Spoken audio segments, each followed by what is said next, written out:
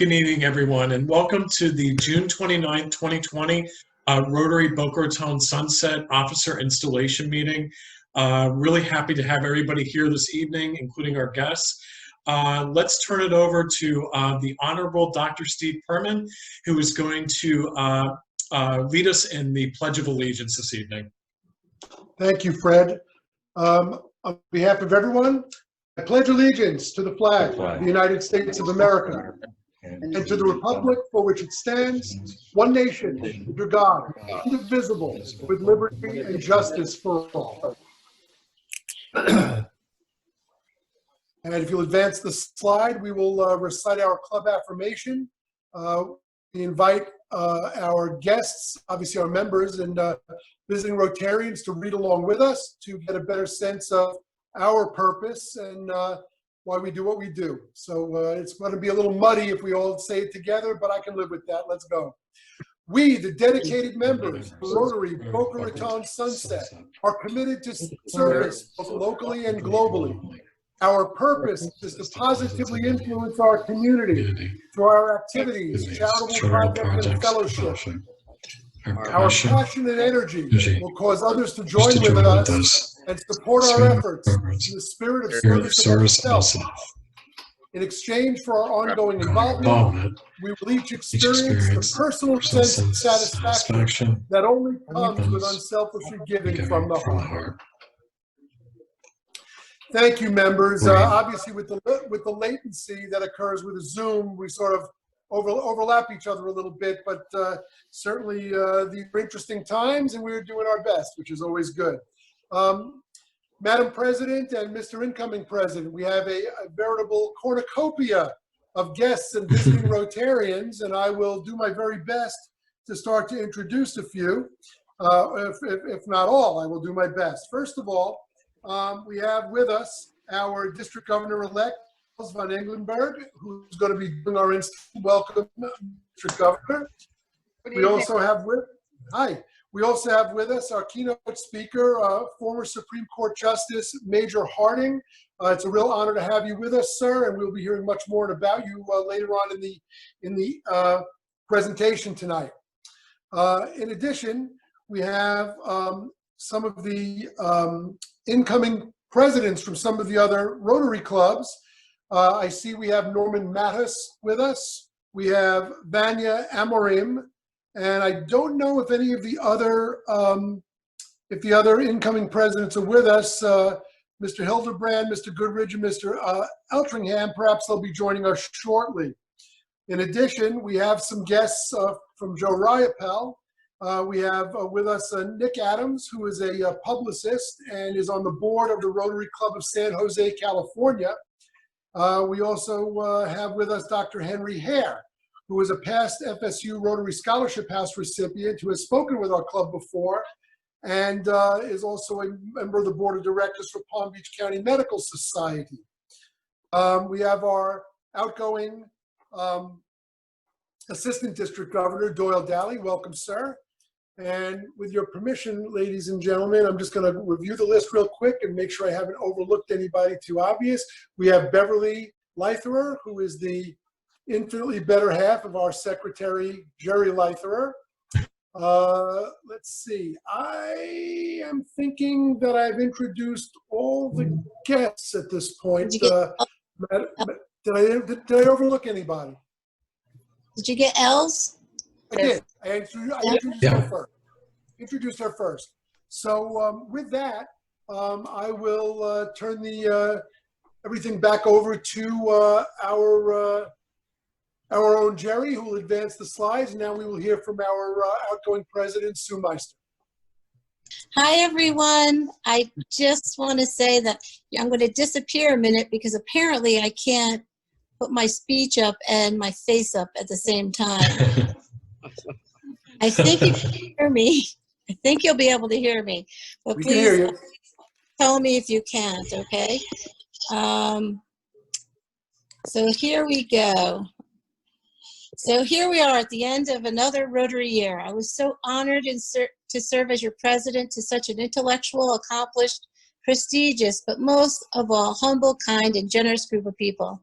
Our year has ended in a historic pandemic, but it started off the year with a few achievable goals. One of our goals was a luncheon to honor Steve Lane, our with a lifetime Rotary of achievements. I thank Charlie and his committee for all their hard work.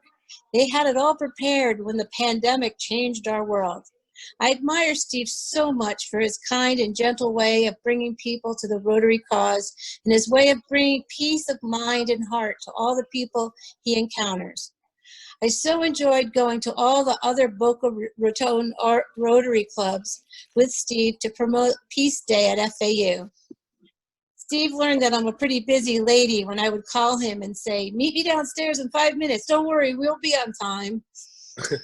As you know, I wanted to accomplish a water project with a continuing food truck night with the proceeds going to clean water projects around the world. I learned a great deal, but just as my goal for the first food truck night was coming together, the pandemic happened. I want to thank Bernard for securing a location. I was able to get a past member, Yosin Esser, and his food trucks to participate. Then the pandemic stopped it. At the last minute, we did end up working on a water project when in our last meeting, John Smarge presented the Rotary water project for Haiti. I was able to donate along with an extra donation from John that I swindled him into. And of course, Steve Lane generously donated too. I don't know if anyone else participated, but I thank you all for listening, and I feel water is how we can lift people up out of poverty. I'm so interested in getting clean water to everyone, and I thank you for your interest this year. I plan on staying with Rotary and water projects until we can accomplish this goal. Well, now let's go on to our finished accomplishments. Brian and Lupe, I want to thank you for your hard work on the half marathon PAL race. Brian, you really did a fantastic job fundraising for this project and met our goals early, so we had time to raise our expectations, and these monies were helpful to both our club and PAL. It was a great success, and we are lucky to have these ongoing projects. Sam, Bob, and our highlight to me is that scholarship program. Like PAL program, it promotes the future of our young people. This honor goes to the future leaders of our world, and it's so important for them to understand that we see them and are counting on them to be global leaders. Thank you, Robin, for taking care of their young minds and being part of our small yet global group. Thank you for getting students ready for the Model UN. It is interesting to hear about their stories when they come back. We are so lucky, and I feel so privileged to have your students part of our club. Not that you don't do enough, Robin, you also run an Interact club with your students. They are so busy yet have enough time to help us with PAL and do so many projects like the candy drive at Halloween for school supplies and food drives for people in need. Please, Robin, know that we are here to help anyway, and maybe next year we can do more joint projects with the students. Sam, again, thank you for all your hard work, and our scholarship gala was stopped by the pandemic. Sam, I also want to thank you for securing a perfect venue for our meetings. It's been so nice to have such a business-like meeting place. I thank you and our committee and Anna for all the hard work you did under Anna's presidency to get this accomplished. Lee, another good year with the dictionary project. It was a success. It was a pleasure to have so many come out to label the books. I was just so excited to see how fast that went, and our impromptu dinner was enjoyable too. It was so nice of Jim to secure the place to label the books. It was a very nice time to be together. John Ross and Fred Licata with your committee, and Steve Perman, I want to thank you for all your hard, tedious work you did to finish our audit on our foundation monies and getting our books in order. I want to thank Fred Joseph Moroni and Steve Perman and their committee for the membership drive. It was a great effort to bring new people in, and I hope we can do more of these events this coming year. Steve Perman, thanks so much for your humor at each meeting and your perfect attendance, and especially how you make sure I keep my mistakes to a minimum. I know I was a challenge, but you got me through those nervous hiccups. Last and most important, is our glue, Jerry, always a mentor and has every meeting in perfect order. Like Anna last year, I never would have been able to run any meetings without you. I have learned so much from you, and I so appreciate your mentorship. I am inspired by your generosity. You're always there with support and donations to all our projects. I'm so happy to know that I'm so happy to know you and enjoy all our deep conversations about life. One of our projects, Just Otter, didn't happen this year and maybe not next, but we were able to last minute allocate the monies for a more important project, Boca Helping Hands, and our Rotary dollars match too. Food insecurity may be how we help this coming year. There's going to be a lot of people with food insecurities. I want to give a special recognition and honorary member Christine Bindert and continued support for Nepal. We are able to help with the medical equipment this year and water filters last year. I love our intimate global group, Florida, Paris, Nepal, and London. I thank all of you for your participation in our Rotary Club. I want to give a special thanks to Joseph Ryapel for working so hard on programs for our club. He really is great at this, and I look forward to all he has in store for us this coming year. Fred, I'm sure this year as president, you are going to shine. I want to especially thank you for always being so kind and helping me with all the meeting supplies back to my car, and thank you for meetings for me when I was out of town. Always a smile and a heartfelt words of encouragement made my year special. Thank you very much. Now I can come back. You can see me again? We can see you. Awesome. Wonderful speech, Sue. Well, I hope you all enjoyed that. That was our year, as much as I could remember of it anyway. That's perfect. Okay, next we're going to move into the 2019-2020 review with Secretary Jerry Lither. Jerry, go ahead and take it away. Okay, I have to give a lot of thanks to Joe Riopel for what he did in preparing us for this. I got to find my presentation now. But what Joe did is he put together a little like a slide presentation review, and I can share that with you tonight, which will give us a nice review of what we experienced during the course of the year. So, can you see?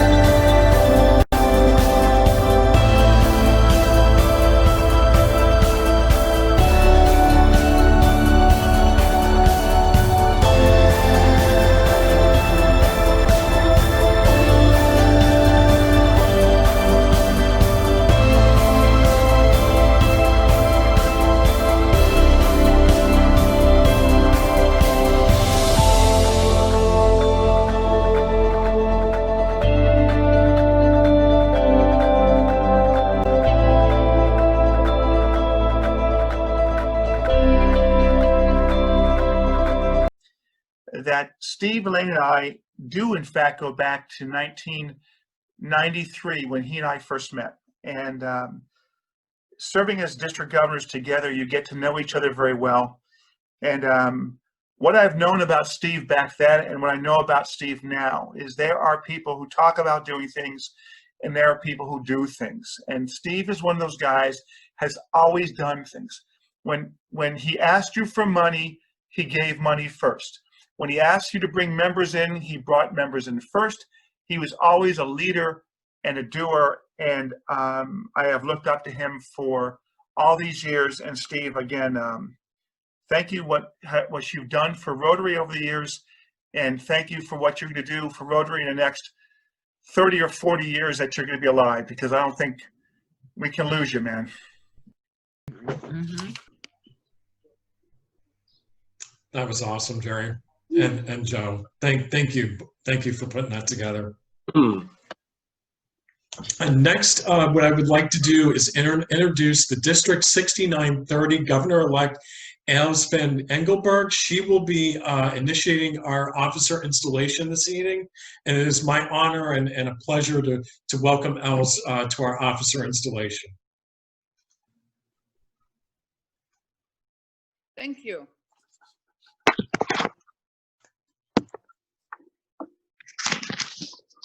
You want me to start the installation now? Yes, please. Okay, there we go. Thank you for the privilege of being here today as a representative of Rotary International to install the officers of the Boca Raton Sunset Rotary Club for the year 2020-2021. Rotary opens opportunities. And it is a great honor for me to do this in the presence of past Supreme Court Justice and fellow Rotarian Major Hardin. Really appreciate this.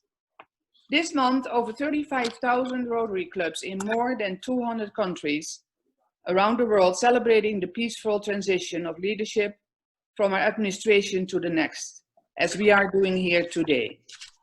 We are celebrating the beginning of each new year, new Rotary year, with a new theme selected by the incoming Rotary International President. This year, President Holger Knaak had chosen the theme, Rotary Opens Opportunities. Rotary is an amazing and opportunistic organization, accomplishing things that other organizations and even governments would not attempt, like eradication polio. We do so much, often unnoticed by the rest of the world, but not for those people whose life we have touched. I asked each of you every day to open opportunities and reach out to your community and to the world. Touch the people in your community with projects of transformational impact. Take time to research the real needs, to involve all participants, to plan, to partner, then to act, and take the opportunity to be inspiration and connect. As you might have noticed, I have used the last two with the new Rotary team because they are all three so interwoven with Rotary's vision statement. Together, we see a world where people unite and take action to create lasting change across the globe, in our communities and in ourselves. President Sue, you and your board, your members have made a difference this year. You have done a great job. You have been an inspiration to all of us. You have kept us connected and created opportunities for us to serve in the hardest of times. I want to congratulate President Sue and the entire club for the many contributions to the community, to the district, and Rotary International this past year. This is a great club. You are all to be commended. I have no doubt that President-elect Fred will be the inspiration for the club next year. President-elect Fred, that responsibility now falls on your shoulders. But it is not a one-person job. And it's not just your board who should help. Each and every member must do their part. President-elect Fred, would you now please, normally I'm asking to come forward to the podium, but I will ask to make yourself visible on the screen. Yeah. So President Fred-elect, would you now please, what I said, come forward. Fred, you have been elected by your fellow members of the Boca Raton Sunset Rotary Club to serve as the president in the Rotary year 2020-2021. With such a high honor comes the responsibility of leadership. Your leadership will be vital to the overall success of this club. The role of a club president is to lead your club, ensuring it functions effectively by sustaining or increasing the club's membership base, inspiring your members to want to have successful projects that address the needs of this community and the communities in other countries, supporting Rotary International and the Rotary Foundation through both programs, participation and financial contributions, developing leaders and capable of serving a Rotary beyond the club level, and equally important, have fun this year. The club has put its future in your hands because they know you are up to the task of serving them as their club president, in furtherance of the object of Rotary. Fred, would you now please raise your hand? I saw you did it already earlier. And answer the following questions. Will you serve this club to the very best of your ability? Yes, I will serve this club to the very best of my ability. Good. Will you carry out the decisions of the club's board to the best of your ability? I will therefore carry out the decisions of the board and the best of my ability for the benefit of the entire club. Perfect. Will you use the four-way test when working with members of this club? Always, and will use the four-way test and working with every member and every project that we endeavor. Thank you. Will you strive to promote fellowship within your club? Definitely will promote fellowship and goodwill, and very, very excited about this upcoming year. Sounds good to me. Will you continue with commitment to this community? Will you Absolutely. You have my commitment 110% to better this community. Will you promote goodwill and understanding among all people? I will definitely promote goodwill and understanding to all. Will you continue to support the programs of Rotary International and the Rotary Foundation? I will continue to promote the programs of Rotary International and of the Rotary Foundation. And finally, that's the last answer I want to hear. Will you commit to make sure that a little fun is in everything you do? You have my commitment 110%. Okay, great. Fred, it has been my special honor as your district governor-elect, still 2 days to go, installed you as president for the upcoming year. This is a very special year for both of us, one that we will both remember for the rest of our lives. Together, let's make it very special. Let's make it a difference. Let's together open opportunities for your club, your community, your district, and to the world with transformational projects. And let's have some fun along the way. It's our job as leaders to be inspiration, take the opportunity to make a difference, and leave this club, our district, and our world just a little bit better than we found it. Fred, congratulations. And my pleasure now to honor you hereby install you as your president to the Boca Raton Sunset Rotary Club. I don't have a pin, but here it is. Thank you, Alice. Okay, Fred, congratulations again. President Fred, would you please introduce your board so I can address them? Absolutely. Our 2021 officers and board members: immediate past president Sue Meister, treasurer Brian Stenberg, executive secretary and vice president John Ross, secretary Jerry Leither, and then of course our sergeant at arms, the Honorable Dr. Steve Perman, and our membership chair Charlie Bromberg. Fantastic. Thank you for doing that. Elected board members, you have been elected by your fellow club members to serve as officers and directors of the Boca Raton Sunset Rotary Club for the Rotary year 2020-2021. The club will look to you, the officers and the directors of this club, to help further the object of Rotary through your wisdom and dedication to the concept of Rotary. This is why you were chosen. The board is the governing body of a Rotary club, and this club has entrusted its future to you. The job of the board is make decisions in the best interest of the club. The board should work closely with and assist the club president in fulfilling the plans and goals for the club. I ask now that each of you please raise your right hand and answer the following questions. Will you serve this club to the very best of your ability? Yes. I will. Will you strive as a board member to make decisions that will be in the best interest of this Rotary Club? Yes. I will. I will. As officers and directors, will you adhere to and follow the Rotary Manual of Procedures, Yes. I I will. will. the standard Rotary Club Constitution, and the bylaws of this club when making decisions that affect this Rotary Club? Yes. I will. As a governing body, will you continue to support the programs of Rotary International and the Rotary Foundation? Yes, I will. Congratulations. It is my pleasure and honor to hereby install you as the officers and directors of the Boca Raton Sunset Rotary Club. Normally, I'm asking your president to hand you the pins. So everybody, here is your pin. Rotarians and guests, may I present to you the officers and directors of the Boca Raton Sunset Rotary Club for 2020-2021. And may President Fred and his board be the inspiration to your club and the community. Congratulations to all of you. Thank you. Thank you. Thank you, Alice.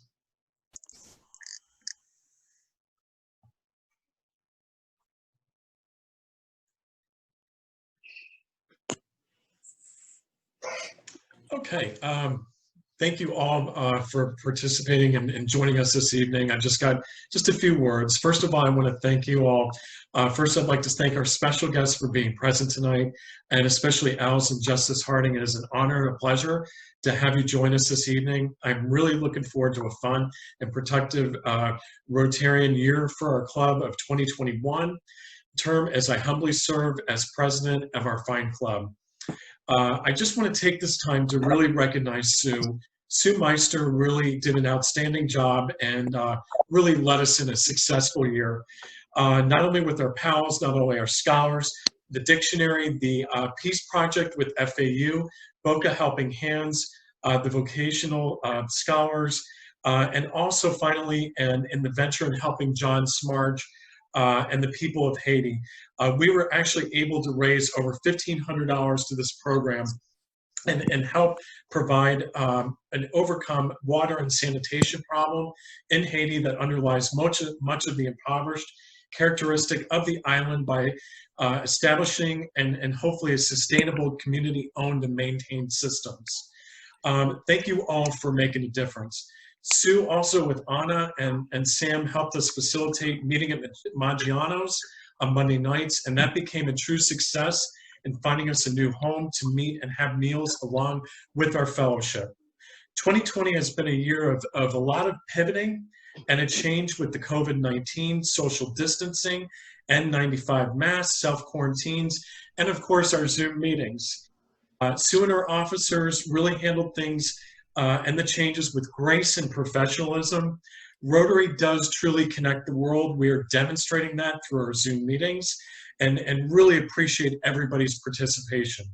Moreover, we will continually positively influence our community through our charitable projects, fellowships, and activities, as we stated in our purpose statement, otherwise known as our club affirmation.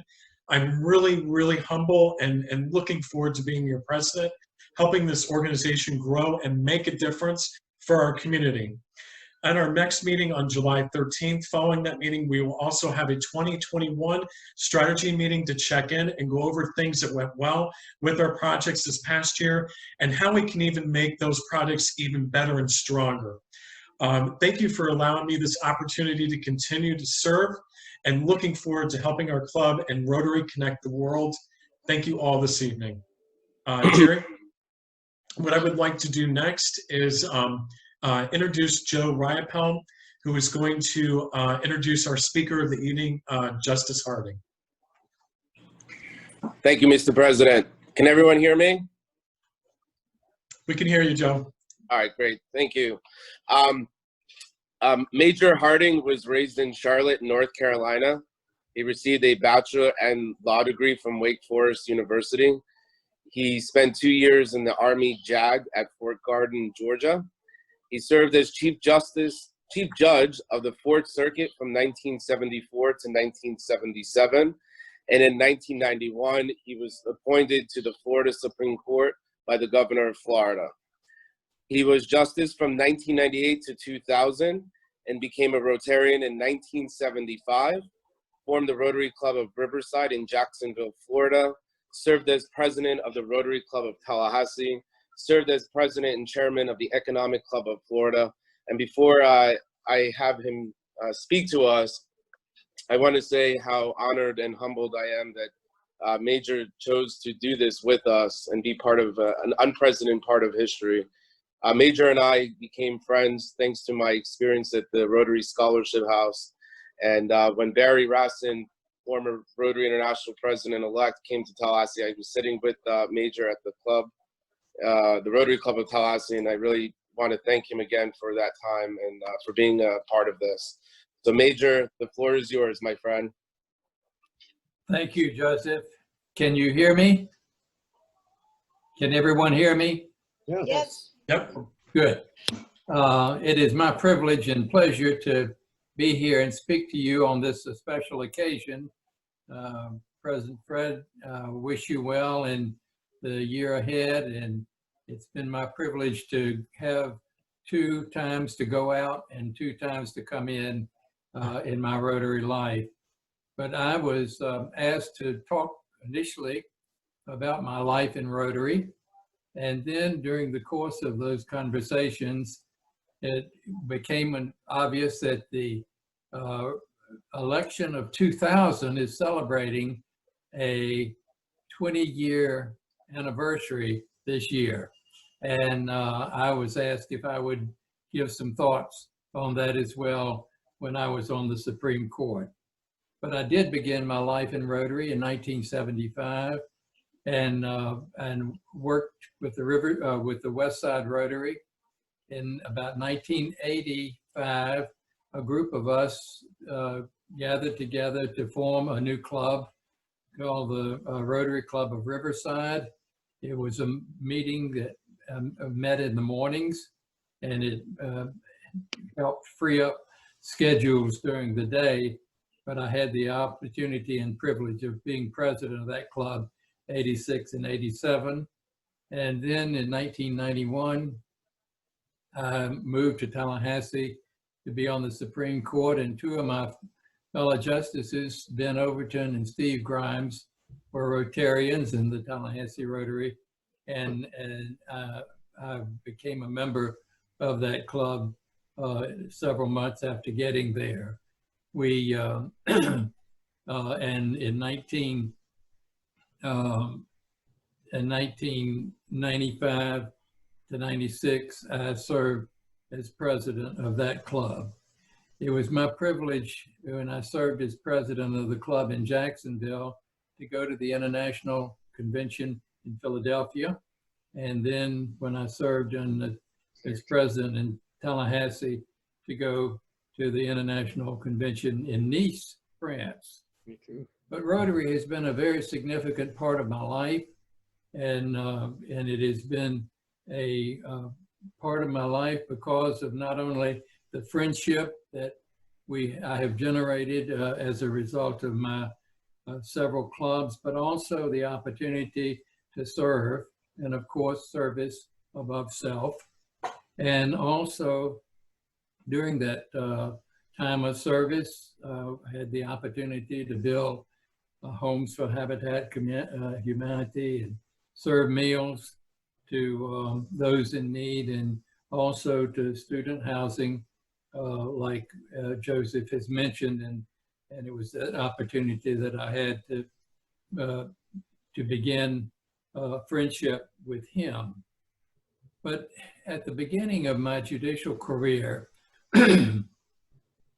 I was rather young and was asked to become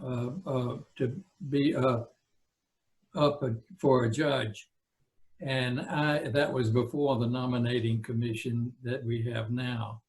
And I was in my early 30s and had great deal of concern that my youth and inexperience would not do well for the bar there in Jacksonville. And one day I saw the dean of the trial lawyers there in Jacksonville, Noah Jenneret, and I told him that I had been asked to consider this, and I said, but I'm really concerned that it's more for someone more mature. And Noah Jenneret said, Major, a good judge will give a fair and courteous hearing and a prompt ruling. And I said, okay, but what about being smart? He said, a good judge. He said, I have reversed the smartest and sustained the dumbest on appeal. And so I said, well, what about experience? And he said, if you will give a fair and courteous hearing, we will give you, and a prompt ruling, we will give you as much experience as you need, as quickly as you need it. And I don't want to preach a sermon, but I have, in the course of my Rotary life, taken that mandate from Noah Jenneret to the four-way test. Is it the truth? Well, judges always are seeking the truth in the matters that come before them. Is it fair to all concerned? A fair and courteous hearing? Will it be beneficial? Will it build goodwill and better friendships? If you give a fair and courteous hearing, and if you give the opportunity to be heard, even people who lose will be pleased. And with that, will it be beneficial to all concerned, having these matters resolved in a prompt, fair, and courteous manner? I think comply with the four-way test in a very special way. And so Rotary has been a part of my life, a significant part, and the four-way test a guiding factor.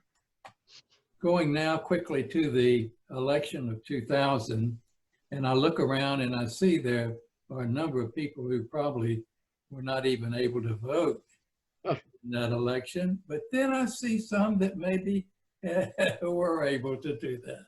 But in any event, I cannot help but go back over in my memory some of the many things that I should have recalled in the 20 years, and I want to share just a few of those things that I remember as amazing. I was amazed when we began to do our research at the Supreme Court at how many times the Florida Supreme Court had been called upon to be involved in elections, state, local, and one of those cases was the election of controversy between Rutherford Hayes and Samuel Tilden in 1876. I thought that was remarkable. In Florida in 2000, there were approximately 42 cases in the court system of Florida in November and December. And according to my website, I think the Supreme Court ruled on about 15 cases. But while the judges were important in the resolution of those issues, the accolades should go to the clerk of the court, Tom Hall, Wilson Barnes, the marshal, and to Craig Waters, the information officer for the court. When it became apparent that the courts of Florida would be involved in the election, the marshal began to receive intelligence reports of people, some militia, anti-government type people who were on the move and on their way to Florida to settle and resolve the election. And with the concerns and with the influx of over 400 media people, I don't know how many of you were able to see the vision out in front of the Supreme Court during that time, but there were the media people, the tourists and the sightseers, the demonstrators, and I even remember there was a man there with a skunk, and there were clowns. There were people dressed as clowns. There were Batmen and a Batmobile, and there was even a man there dressed like Jesus with a sign calling on those who read it to love their neighbors. it became clear to the security that the marshal's office needed help in providing security for the court, and entry into the courthouse had to be curtailed, and so the marshal called in local city, county, and Florida law enforcement to assist with the security of the building and the personnel. And it was fun to see dogs sniffing inside and outside of the building during that time. We had to also come up with a plan to restrict the press from taking all of the seats in the oral arguments.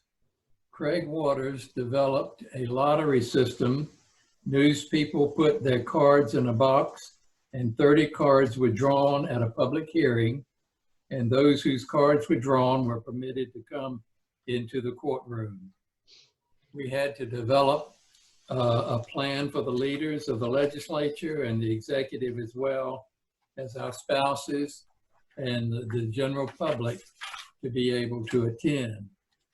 There were many famous people there: Warren Christopher, Bill Daley, James Baker, and other nationally known folks who attended the arguments.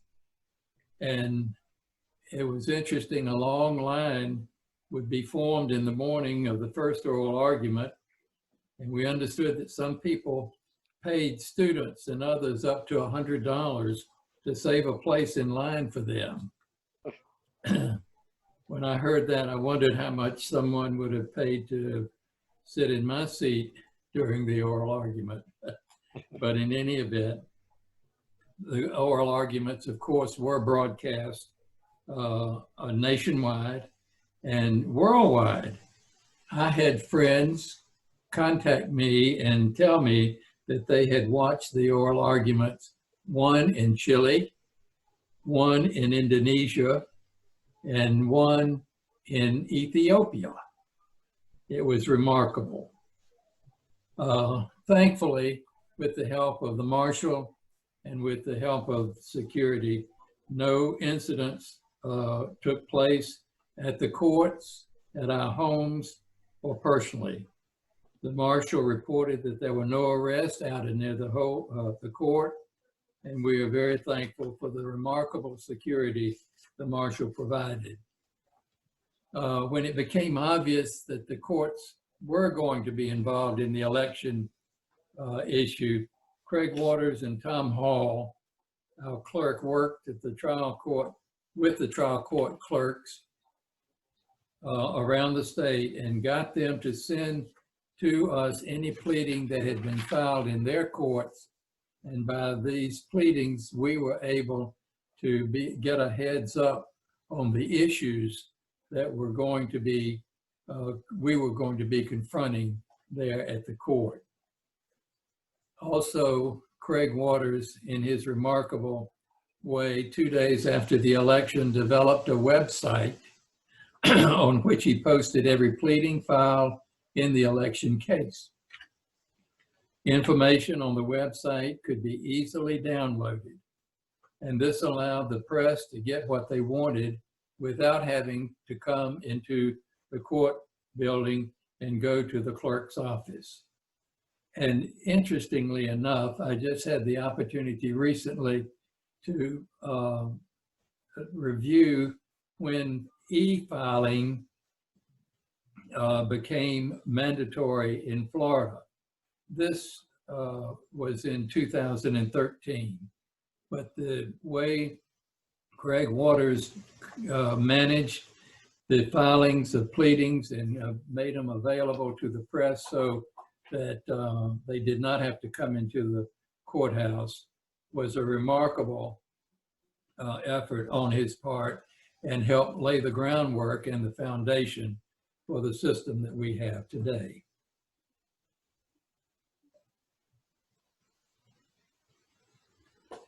The press was advised of these pleadings being available on their website, and The first pleading regarding the election was filed at 3:12 a.m.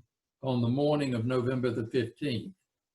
A copy of that pleading was posted on the internet about 7 o'clock, and it took a while, but the press soon learned that they could get the most, quickest, and best information from the website.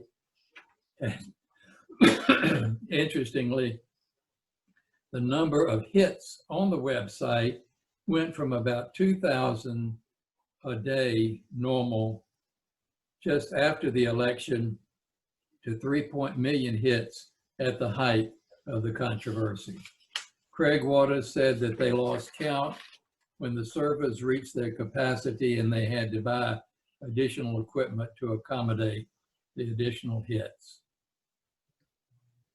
With the exception of Thanksgiving weekend, there was someone in the clerk's office from about 7 a.m. to 8 p.m. each day.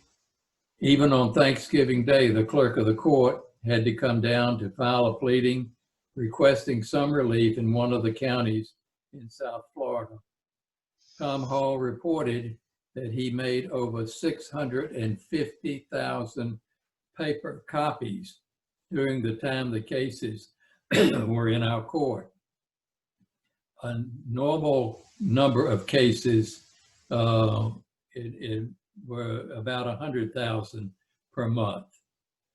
The clerk also reported that he received approximately 75,000 to 100,000 emails on the public email address system at the court during that period of time.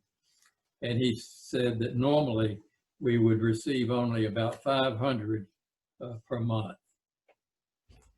The clerk devoted 4 people in his office to answering the phone, especially after release of the opinions. And phone traffic was so heavy that special phone lines had to be set up with the attorneys and the justices to contact the clerk. The phone lines into the justices' offices were also shut down, and we would have to let the answer machine or the voicemail take the call.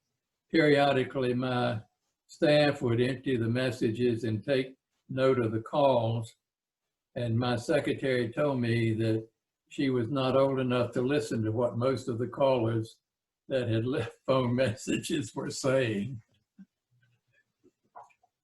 Most calls seem to have been generated by groups who had asked the world to send emails or to make phone calls to the court to express displeasure with the decisions of the court. We kept the press informed in as good a manner and fast a way as possible. Craig Waters would announce that a decision would be forthcoming, and the press would gather on the steps and out in front of the court. After the opinion was copied and posted on the internet, he would appear and give a short statement which had been approved by the court, summarizing the decision. The court staff would then pass out copies of the opinion, and it was just a wonderful way Craig had devised to make the actions of the court well known to the public. One last event. We heard oral arguments in a case on Thursday, December the 7th. We released our opinion on Friday, December the 8th. On Saturday, December the 9th, the U.S. Supreme Court accepted jurisdiction of the case and set oral argument for Monday. They asked for the record in the case to be filed on Sunday. And by the time that the clerk had received that request, the only day delivery courier in Tallahassee was closed, and he was able to arrange for the use of a state airplane to deliver the record to Washington. He and a security guard took the record to Washington on Sunday morning, delivered it as requested, and he came back and said, the only real regret I have is that the Supreme Court did not want the ballots. And as you recall, maybe there were hundreds of thousands of ballots in the court clerk's office under 24-hour guard. The ballots had remained in the clerk's office until they were returned until the trial court. It was a historic and momentous time in Florida in November and December of 2000. More books and law review articles have been written about it than most legal events. And many columns were written about the proceeding by people who tried to make it a political event as opposed to a legal and law event.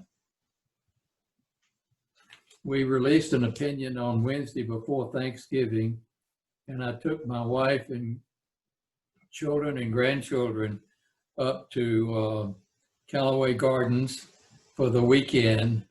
And when we returned on Saturday night, we woke up Sunday morning, and in the Tallahassee Democrat, there was a headline to George Will's column, "Ground control to Major Harding, don't legislate from the bench." I have rarely gotten a headline, and that was an unusual one. But all of that considered, and as we think back over, I think probably one of the things that I liked the most was a bumper sticker that I saw shortly after the election cases were over, and it read, "Election 2000. Phew. What a civics lesson. Proud to be an American." I think that confirms that the Supreme Court did well, and I hope that it will continue to do so in the future, and if it comes up with this election in 2020. Thank you very much. It has been a privilege to be with you, particularly on this occasion. Thank you, Joseph, for your invitation and for your willingness to listen. I used to make speeches to students that would come to the court, and there would be students from schools all around the state and from organizations that would gather these students. And my only hope in this presentation has been that I do not receive a message like I did from one of the students who said, "Dear Mr. Harding, I loved your speech on the court system. I think that the next kids will like it too. If you find any errors in my writing, I apologize. I'm sorry if some people fell asleep, but I stayed awake. Thank you, L.M. Hughes." Thank you. It's been a privilege.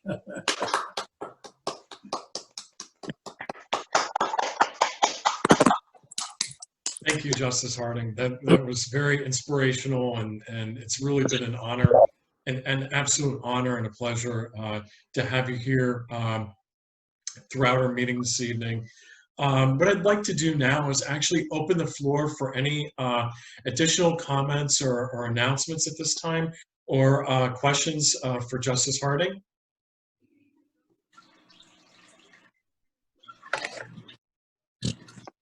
Oh, I have one. Major, I gotta say, rock the bow tie. Is that what you're known for across the state? Yes, I've succeeded Ray Ehrlich, who wore a bow tie, and I've moved into the office that he had when he left. And interestingly enough, the only thing that he left me was an address for where he bought his bow ties. But bow ties have been a part of my life for a number of years. And interestingly enough, Joseph, when I was going before the nominating commission for the Supreme Court, I talked to some of my judges in Jacksonville and said, should I wear a straight tie or should I wear a bow tie? And they said, you've been wearing a bow tie for so long, they won't recognize you if you wear a straight tie. So it's been a part, yes.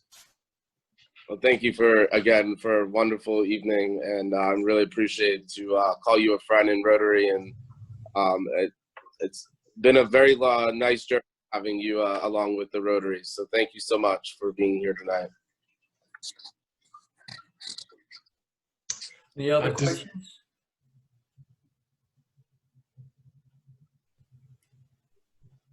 Okay. Thank you. Thank you again, Justice Harding. We appreciate you being a part of our meeting this evening. With that, I'd like to move into our four-way test. Steve Lane, I'm going to have you actually lead us in the four-way test. Four-way test of the things we think, say, or do. Is it the truth? The truth. Is it the truth? Is it fair to Fair all? to all concerned. Will it build Will it build goodwill and better friendship? Friendships. And Will it Be beneficial to all concerned. Thank you, everyone. And again, thank you for attending the meeting this evening and being a part of Rotary internationally and also locally and part of this club. I'd like to also wish everybody a very, very happy 4th of July. And please be safe out there with friends and family. And thank you for a wonderful evening. Really looking forward to the next coming year. Thank you again. Good night, everybody. Good job. Good night, everybody. Thank All the you. best to you. One more thing, Fred. Don't forget to get the bell from Sue. Oh, yeah. Thank you, Jerry.